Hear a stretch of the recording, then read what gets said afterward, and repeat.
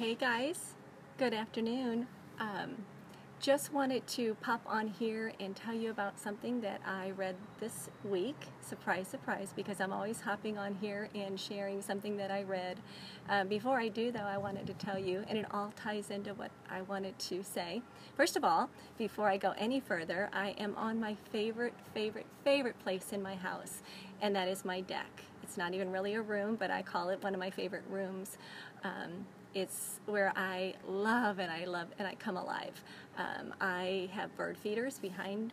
I think you can see some of them, and I was just watching a cardinal bird just a few minutes ago hanging out at one of my feeders, and pretty soon my hummingbirds are going to show up, so yay. But anyway, some of you know that I was in Dallas this past weekend. Actually, we went on Wednesday, so I was in Dallas for almost 5 days, and how fun it was, because we were there for two reasons. My youngest son played in a hockey tournament. Their team made it to nationals, and his age bracket was in Dallas. So we were in Dallas for hockey, and we were in Dallas the same time for my son, who goes to SMU, his fraternity parents weekend.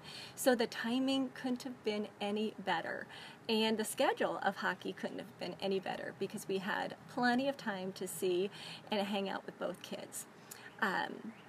We did have some snafus, and I won't go into any details, but we did have our rental car impounded because we parked in a spot where you shouldn't have parked.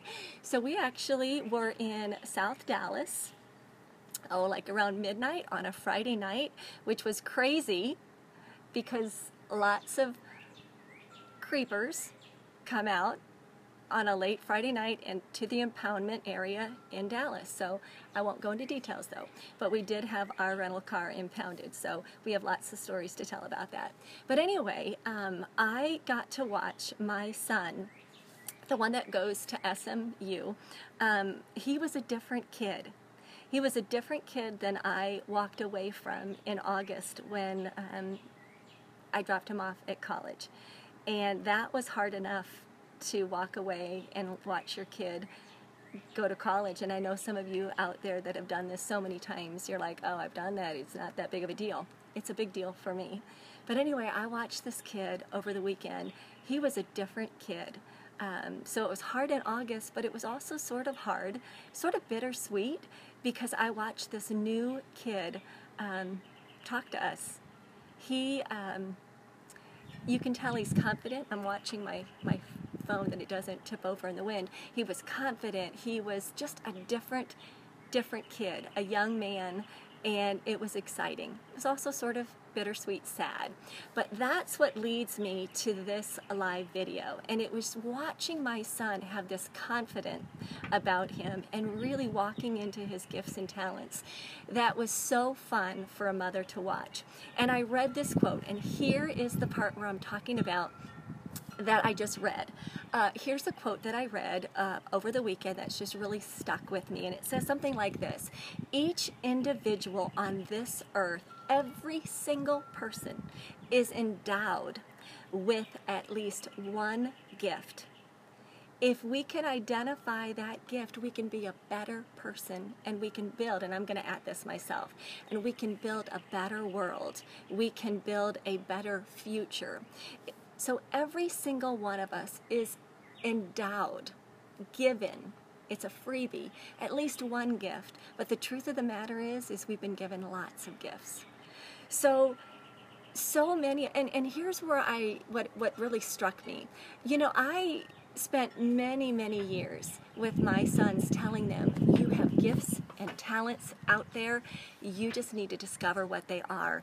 Keep searching for them, because you have been gifted with some things that are unique to you. Keep digging. And I was thinking to myself, how many times as adults do we forget the advice that we give to our kids?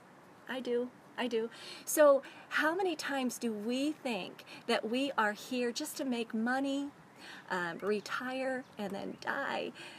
That's not what we're here for. We have gifts and talents, and we are managers. We are managers. How's that word? We are managers of the gifts and talents that we have been endowed with.